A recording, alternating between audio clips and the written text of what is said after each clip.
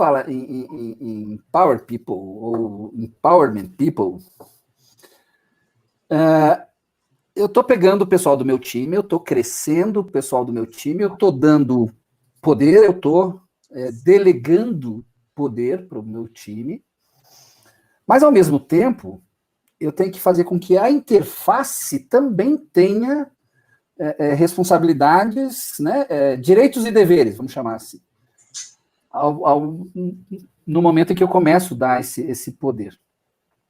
E como é que é você lidar com setores que, pois é, mas eles estavam mais devagar, eles não estavam mais dentro do jogo, eles não estavam acompanhando a batida? Como é que é isso? E como é que você faz para esse setor acompanhar a batida? Você não pode jogar sozinho sem ele. Ele vira um gargalo e você simplesmente diz, agora o problema é teu? Não é assim que funciona, né? Ou a gente se abraça ou a coisa não anda. Como é que você lida com isso? Nesse caso, muitas coisas que foram ocorrendo dentro desse setor, eles começaram a se expandir para o resto da própria gráfica, né? Então, apesar de eu estar assim, eu estava empossado praticamente como um gerente de produção, como coordenador, eu estava extremamente autônomo, e era um modelo bem diferente, né? Eu reportava financeiramente ao gerente aqui, tecnicamente à matriz. Mas era legal porque, na outro lado, o gerente de produção, ele também era um cara divisão Lean. E esse setor de compra se reportava a ele. Então, nas reuniões que eu participava com a coordenação e gerência, eu reportava diretamente à própria alta direção. E a gente falava realmente das dificuldades que a gente tinha e quais eram também nossos requisitos. Tá? Então, nós tivemos muitos requisitos diferenciados. Né? Eu te falo, tivemos que fazer mudanças de tecnologia, porque, posso falar, um dos grandes custos que existia dentro da gráfica era a parte de telefonia. O meu ramal correspondia a 99% do faturamento da fatura de telefonia. E até um momento que a gente teve que fazer a adoção por um canal que foi até o próprio Skype. Mas eu te falo, nós temos que trabalhar também, era uma das coisas que internamente tem que ser feita, ouvir a voz do cliente, né? Pensar sobre o ponto de vista dos clientes internos. Então, a gente fazia essas interfaces ali para que as coisas acabassem funcionando.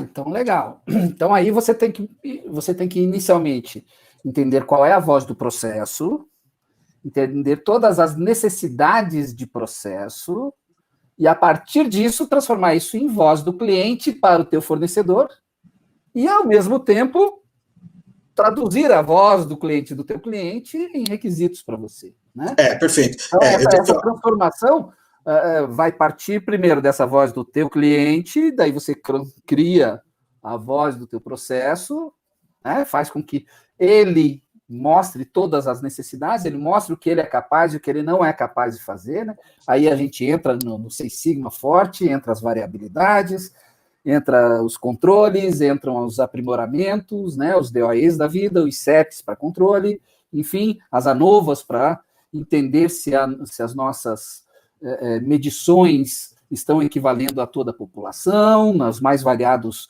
números de tipo que a gente tem, assim por diante. Então, eu transformo essa voz do cliente, do meu cliente, em voz do meu processo, entendo tudo que eu preciso e gero eu, como cliente, a minha voz para os meus fornecedores internos, e aí eu trabalho essa voz do cliente, certo? Perfeito. É isso? Perfeito. E o grande embate que tinha nessa gráfica era a questão de escala. A questão de escala era assim, eu trabalhava no on-demand. Então, se o cliente quisesse um livro de 132 páginas, eu imprimia. Lá do outro lado, lá começava com dezenas de milhares de livros. Então, quando eu iria comprar papel para a minha unidade de negócio, eu falava de 14, 16 toneladas de folhas, né, que era a programação a cada trimestre dentro da fábrica.